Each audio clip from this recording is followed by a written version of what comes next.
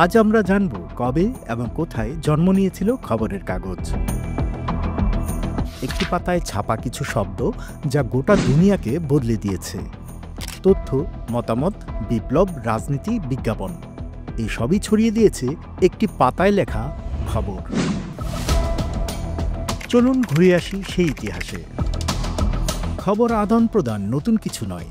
চীনের হান সাম্রাজ্যে খ্রিস্টপূর্ব ২য় শতাব্দীতেও রাজকীয় আদালত দিবসিক প্রতিবেদন তৈরি করত, যাকে বলা হতো বাওঝি। এই হাতে লেখা খবর সম্রাটের দরবারে পৌঁছাতো, আর রোমান সাম্রাজ্যে চালু ছিল একটা ডিওর্না, প্রথম পাবলিক নিউজ সিস্টেম, যা ফলকের উপর খোদাই করে রাখা হতো রোম শহরের কেন্দ্রে। তবে এগুলো ছিল শুধু ধনী ও শিক্ষিতদের জন্য। ১৪৪০ সালে গুটেনবার্গের ছাপাখানা আবিষ্কার বদলে দেয় সবকিছু। এই প্রযুক্তির মাধ্যমে ইউরোপে বই, পুস্তিকা এবং পরে খবরের কাগজ ছাপা শুরু হয়। ১৬০৫ সালে জার্মানির স্ট্রাসবার্গ শহরে প্রকাশিত হয়, যা ইতিহাসের প্রথম প্রিন্টেড পত্রিকা হিসেবে ধরা হয়। এরপর ফ্রান্স, ইতালি, ইংল্যান্ড প্রতিটি দেশেই ধীরে ধীরে গড়ে ওঠে সংবাদপত্র শিল্প।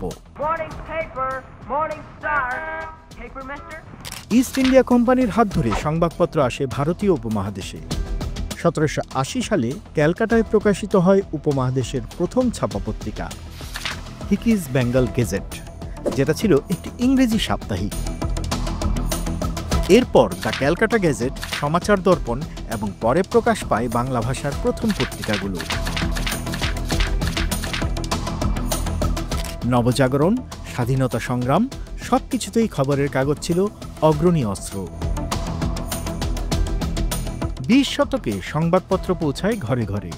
দৈনিক পত্রিকা, রঙিন ছাপা, বিজ্ঞাপন, কার্টুন, ফিচার সবকিছু মিলে হয়ে ওঠে গণমাধ্যমের সবচেয়ে শক্তিশালী রূপ।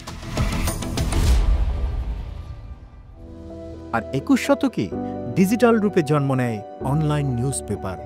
আজ আমরা মোবাইলেই পড়ি খবর, দেখি ভিডিও, শুনি লাইভ আপডেট। শুরু হয়েছিল হাতের লেখা এক পাতায়, আজ তা পৌঁছে গেছে স্ক্রিনে, মুহূর্তেই সারা বিশ্বে।